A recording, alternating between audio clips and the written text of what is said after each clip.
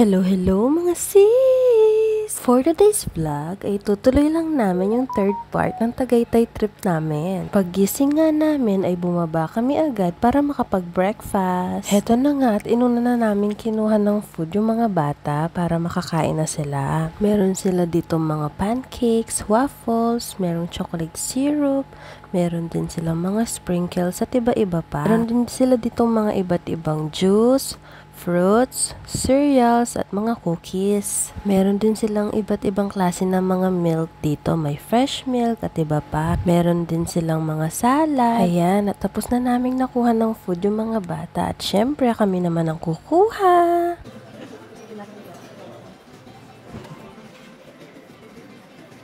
Pansit. Pansit puti. Tuna. Pininyahan. Sausage. Aliko. Ilan kita rin? Ako din choco. Hindi, hindi ko no. Hindi naman ito. Mas natin yun. Ay, hindi natin washing machine. Washing yarn. Just splatter.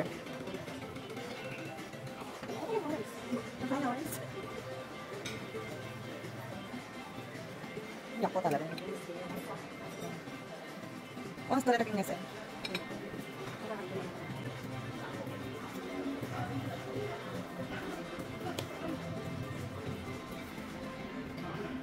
Yang chow fan.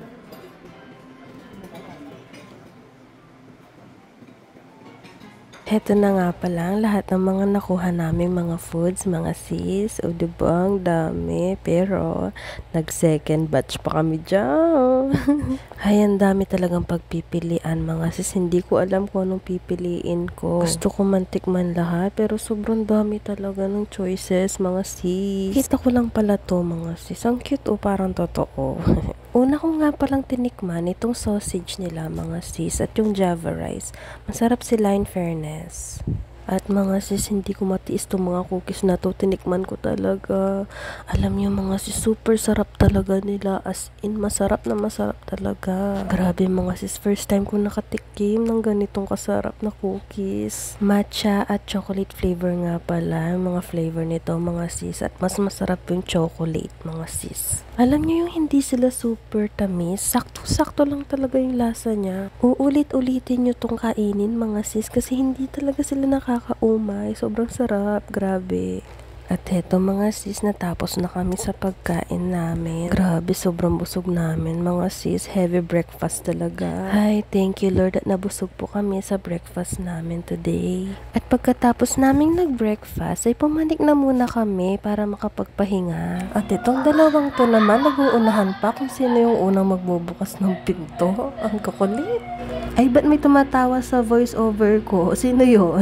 At eto na nga mga sis, nagpahinga muna ang inyong Disney Princess. Charis. Heto nga yung hotel namin mga sis. Ang ganda oh. Ang laki, diba? At doon naman kami sa 6th floor.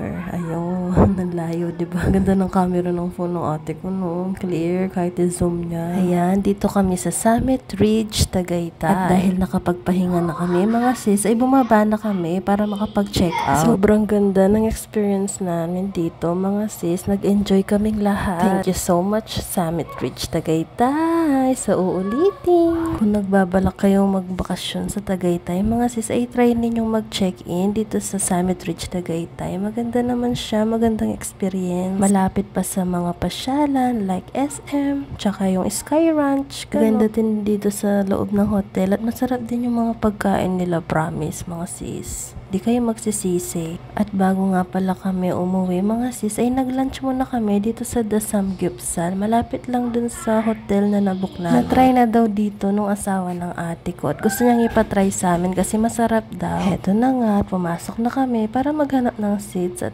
sakto kami lang ata yung customer nila. Heto na mga sis, at sinaserve na nila yung mga side dishes namin. Ang dami, oh, grabe. At ito naman yung mga meat nila. Meron silang beef, pork, chicken at marinated. Ang ganda ng presentation mga sis. Nakakagutom. Nag-start na nga pala kami nagluto mga sis. At tignan nyo naman to. Sarap naman ng steam egg nila. Diyos ko. At mga sis, na-try ko na. Ito na. Ang tender ng meat. Mga sis, ang sarap. Hindi naman masyadong halata na nag-enjoy kami lahat sa pagkain namin. Diba mga sis? Hindi nga namin naubos yung meat. Buti na lang wala siyang additional na bayad. Must try to mga sis pag pumunta kayo ng Tagaytay. Ang sarap talaga, promise. At syempre mga sis, bago kami umuwi, ay bumili muna kami ng pampasalubong namin dito sa The Original Bukupay Bake Shop. Heto na nga, nakapasok na kami mga sis at nagulat ako. Kala ko kasi Bukupay lang yung binibenta nila dito. Mayroon pa palang iba. Tulad nitong lengua de gato mga sis, 215 lang yun. At ang sarap talaga, lasang gatas. Heto namang makapuno mga sis, tig 80 pesos lang yan. At ang sarap din, promise. Heto nga pala lahat ng mga nabili namin mga sis. Merong cassava chips, may chocolate crinkles, makapuno, espasol, pulveron. At syempre, hindi pwedeng mawala ang Bukupay nila.